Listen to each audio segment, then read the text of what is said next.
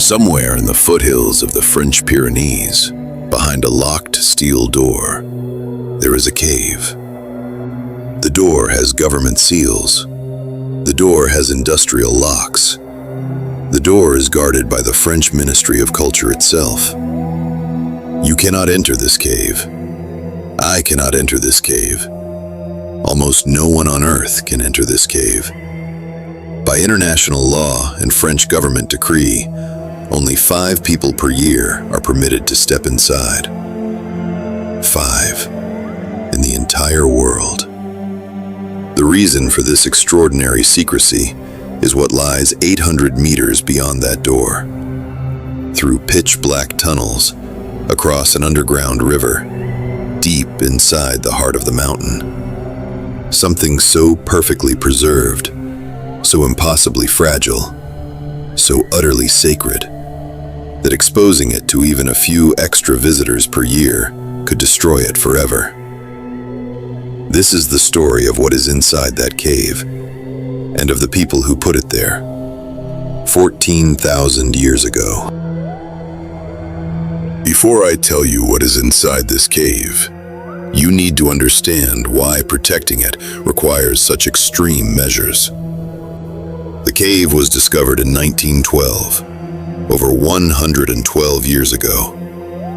Since 1952, it has been completely closed to public visitation. In 1979, UNESCO designated the entire surrounding cave complex as a World Heritage Site. The contents of the deepest chamber are approximately 14,000 years old, created during the very end of the last ice age. But here's the part that defies belief. The artifacts inside are not made of stone. They are not made of bone. They are not made of any material that should have survived this long. They are made of wet clay, soft, sculpted, finger-marked clay that somehow has remained moist and intact for 14,000 years. A miracle of preservation that exists nowhere else in the prehistoric world. One mistake, one accidental touch, one change in humidity, one breath from a visitor in the wrong direction, and they would crumble into dust.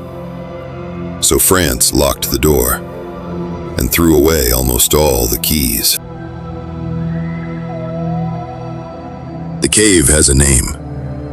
In the local Occitan dialect of southern France, it is called Tuc d'Audubert. The word Tuc means hill or peak. D'Audubert refers to the surrounding land. It sits in the Ariège region, a remote, forested area in the foothills of the French Pyrenees, just a few kilometers from the border with Spain. Tuc d'Audubert is part of a larger cave complex that also includes 2 other famous prehistoric sites, the Cave of Trois Frères and the Onlen Cave. Together, these 3 caves represent one of the most important Ice Age artistic centers in all of Europe. But Tuc d'Audubert is different from the others. The others contain paintings, beautiful, but paintings. Tuc d'Audubert contains something no other cave on Earth contains. Something 3-dimensional. Something the artists actually touched. And something that, by every law of physics and time, should not still exist. What is inside Tuc d'Audubert? Who made it? Why did they make it? Why did they walk 800 meters through pitch-black tunnels and across an underground river to reach the deepest, most inaccessible chamber of the cave, just to create something that almost no one would ever see? And perhaps most haunting of all, why are there small, bare footprints in the clay around what they made? Footprints that, when modern scientists measured them, turned out to belong to children. Children who walked here 14,000 years ago to take part in something we still do not fully understand. This is their story. the story of an Ice Age animal sculpted by adults, and of the children who came to dance around it.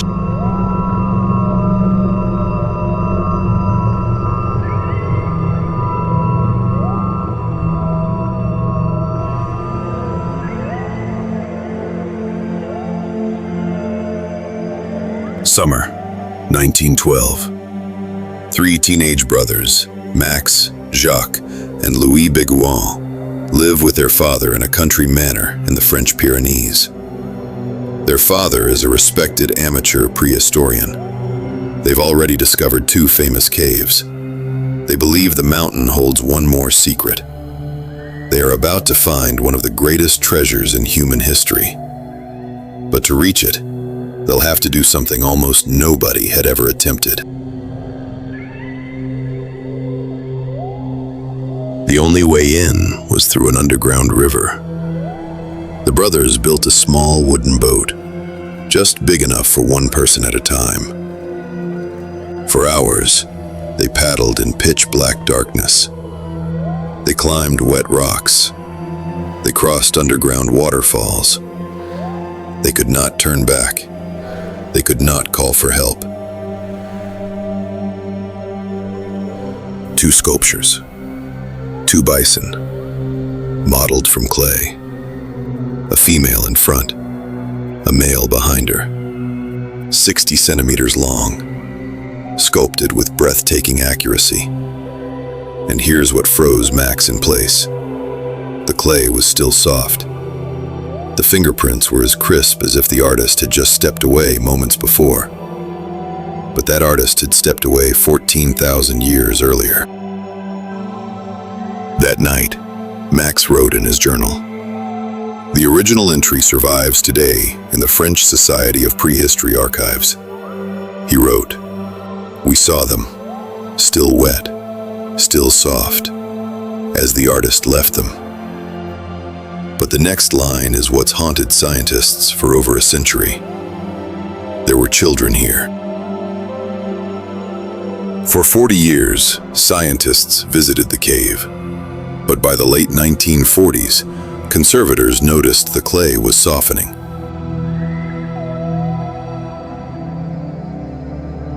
It's as if every visitor's breath is starting. Every visitor's breath was destroying it. In 1952, France made the only choice possible. They locked the door forever. From that day, only a handful of researchers per year could enter, accompanied by conservators who monitored their breath. What was inside was simply irreplaceable. But to truly understand this cave, who made those bison, and why children danced around them, we have to leave 1912 behind. We have to go back, far back, to the people who once knew this cave so well, they risked their lives to enter it. 14,000 years ago, the end of the last ice age. Glaciers still tower over the northern horizon, and across the open plains of Europe moves one animal more than any other: the European steppe bison. Massive, powerful, with sweeping horns. For the humans of this world, the bison was everything: food, shelter, tools, and, as we're about to see, gods. These people are called the Magdalenians. They are not cavemen. They wear tailored clothing made with bone needles so fine, modern seamstresses can barely improve them. They carve flutes from vulture bones. They paint the masterpieces of Lascaux and Altamira. They are one of the most advanced cultures of the Stone Age. And around 14,000 BCE, in these Pyrenees foothills, a small group of them is about to perform what may be the most important spiritual act of their lives. Across all Magdalenian art, one animal appears more than any other: the bison. Altamira, Lascaux, Niaux, Trois Frères, hundreds of bison, painted and carved into the walls of sacred caves. According to Dr. Jean Klotz, one of the world's leading experts on Ice Age art, the bison was not just food. It was a symbol of life itself. It was sacred. And nowhere was that sacredness expressed more powerfully than in the deepest chamber of Tuc d'Odoubert. On a specific day, 14,000 years ago, a small group of Magdalenians approached this cave. They carried wet clay wrapped in damp leaves, stone tools, torches. The journey ahead was brutal. 800 meters of cramped tunnels, wet rocks, sections so narrow they had to crawl on their stomachs. 2 to 4 hours of dangerous darkness. They could have worked anywhere. They chose the deepest, most impossible chamber in the entire cave. Why? Because for the Magdalenians, caves were not just holes in the ground. They were doorways to the spirit world. The deeper you went, the closer you came to the spirits. The deepest chamber, hardest to reach, furthest from sunlight, was the holiest place of all. It was a temple buried inside a mountain, and only those who had earned the right could enter. We will never know his name, but we know, from the fingerprints he left, that he was a master. He worked alone, by torchlight, hours from sunlight, in a place no audience would ever see. He wasn't making art for praise. He was making art for the spirits. And when he was done, he did something that preserved his work for the next 14,000 years. 2 clay bison, each 60 centimeters long, each 15 kilograms. The female in front, the male behind her. Most likely a depiction of mating, a prayer for fertility. The artist captured every detail of steppe bison anatomy perfectly. And then, across both surfaces, countless fingertip marks suggesting fur. Every single fingerprint is still there, 14,000 years old. Here's what defies belief.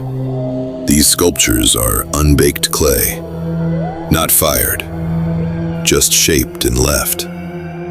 Normally, such clay crumbles within years. But the deepest chamber of Tuc d'Odoubert is unique on Earth.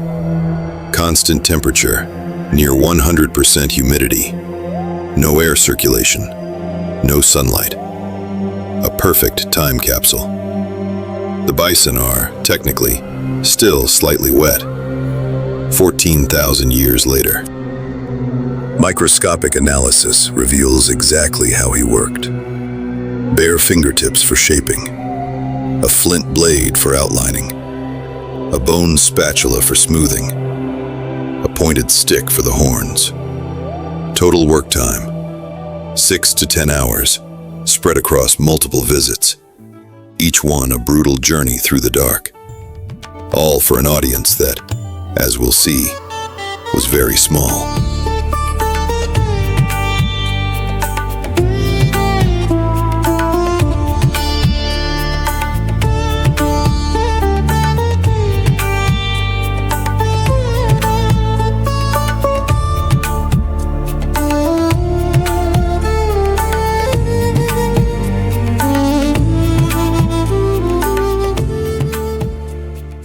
The sculptures were almost certainly a prayer. Researchers like Dr. David Lewis Williams have shown that hunting cultures across the world believe animals must be honored. Their spirits asked for permission. The bison of Tuc d'Odoubert may be the most powerful prayer any Magdalenian ever made. The herds he prayed for are long gone, but his prayer is still here. And then he walked away. He probably never returned. The bison stood there, alone, for 140 centuries. Above the cave, the Ice Age ended. Sumer was born. Egypt built its pyramids. Rome rose and fell. The Renaissance came. 2 world wars were fought. And through all of it, the 2 bison waited, silent, untouched. But the master sculptor was not alone. Look at the floor, preserved in hardened clay. Alongside the adult footprints of the artist are smaller ones. Bare feet, children's feet, multiple children, walking in a pattern around the sculptures, a pattern that, modern researchers concluded, was almost certainly a dance. The footprints measure 12 to 15 centimeters. Comparison with modern growth charts, children between 8 and 12 years old. At least 3 of them, barefoot, walking deliberately, in a circle around the 2 bison. Why bring children into the most dangerous place in their world? Anthropology gives a clear answer: initiation rituals. Across nearly every hunter-gatherer culture ever documented, children at this exact age undergo a sacred journey. They travel to a holy place. They experience a transformation. They return to the community as someone new. The bison chamber appears to be exactly that, a sacred space where children became adults. And here's the strangest detail. Some of the footprints were made by walking on heels only. Just the backs of the feet pressed into the clay. Nobody walks like this normally. Researchers believe it was a ceremonial dance, perhaps imitating the heavy step of bison, or pressing harder, deliberately, to leave deeper marks, as if they somehow knew their footprints would last. They couldn't have imagined 14,000 years, but they walked in a way that says, across all those centuries, we were here. Imagine you are one of them. Your face is marked with red ochre, and you climb the wet rocks. Then, the elder before you stops. He raises the torch. You see 2 bison. Made of clay, you enter the chamber. You begin to move, in the style the elders taught you. Magic. You dance. What is this? In the deepest chamber of the mountain, Amazing. and for the rest of your life, you will remember this moment. You have become a new person. And there is another piece of evidence. The marks of tiny hands etched into the cave wall.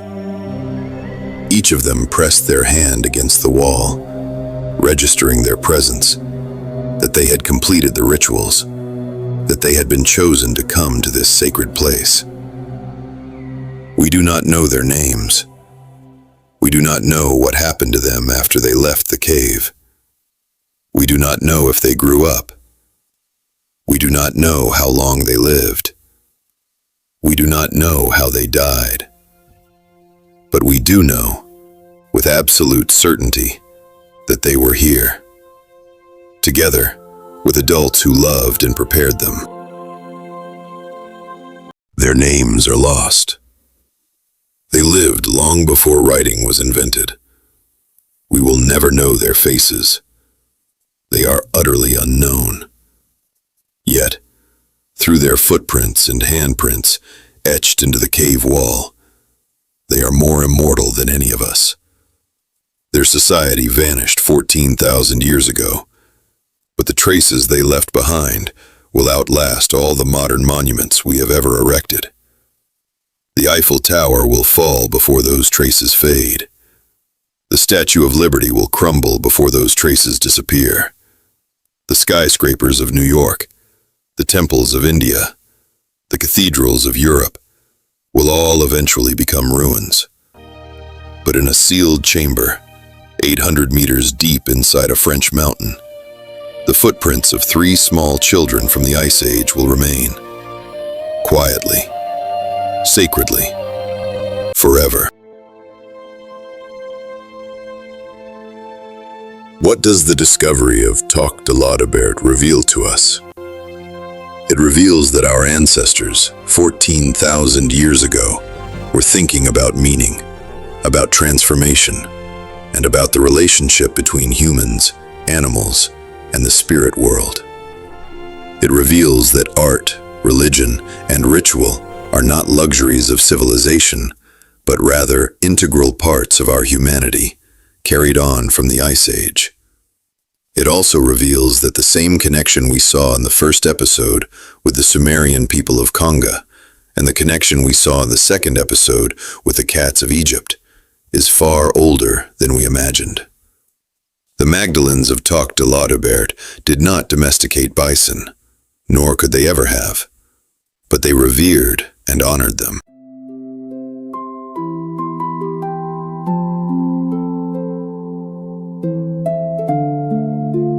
The Virtual Animal Museum now has 3 permanent exhibits: the Kunga of Sumer, the Sacred Cats of Egypt, and now, the Bison of Toc de Laudebert, the 2 clay sculptures that have been sleeping in a French mountain for 14,000 years. The artist who walked away from his masterpiece, never knowing his work would survive. The children who danced barefoot in a sacred chamber and left their footprints for eternity. They all have a place here now. A place where their story is told. A place where they are remembered. And that's what this means to you as you watch tonight. If you've ever stood in a museum and felt something, felt awe before an ancient artifact, then you're experiencing the same feeling that an Ice Age child felt 14,000 years ago, entering a sacred cave for the first time. The children of Toc de Laudebert felt all of these things, and we feel them too. In a quiet, profound way, we are all part of the same long story that began before history itself was written. Your world is amazing. Your art is too. Look, the bison! We drew them by firelight. Wow. It's like you're right here with me. Our stories are connected. Through the bison and the stars. Always. 3 children, footprints, 2 bison, made of clay, a cave that France has locked forever, and 1 artist whose name we will never know. They are all still there, right now, as you watch this video, in the deepest chamber of Toc de Laudebert, untouched for 14,000 years. And now, for the first time, their story has reached you. Master Sculptor of the Pyrenees, children who danced barefoot in the dark. You are remembered tonight by all of us. If this story moved you, subscribe. Every week we resurrect one more forgotten animal. Share this episode with someone who needs to hear it. Comment below. What part affected you most? The locked door? The master sculptor? The children dancing? Every time you share, you do what those children did 14,000 years ago. You leave a mark. You say, this mattered. Every claim in this episode is documented. Primary sources: Bégouën and Broyles Les Cavernes du Volpe, 1958. Bégouën, Fritz, and Tossellos, Le Sanctuaire Secret des Bisons, 2009. Jean Klotz, What is Paleolithic Art?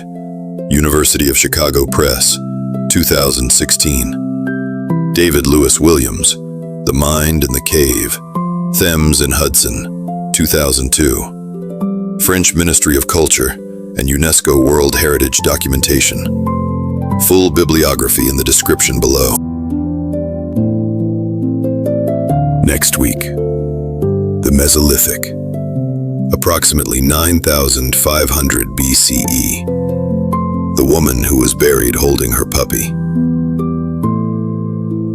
This is a human hand, resting on a puppy.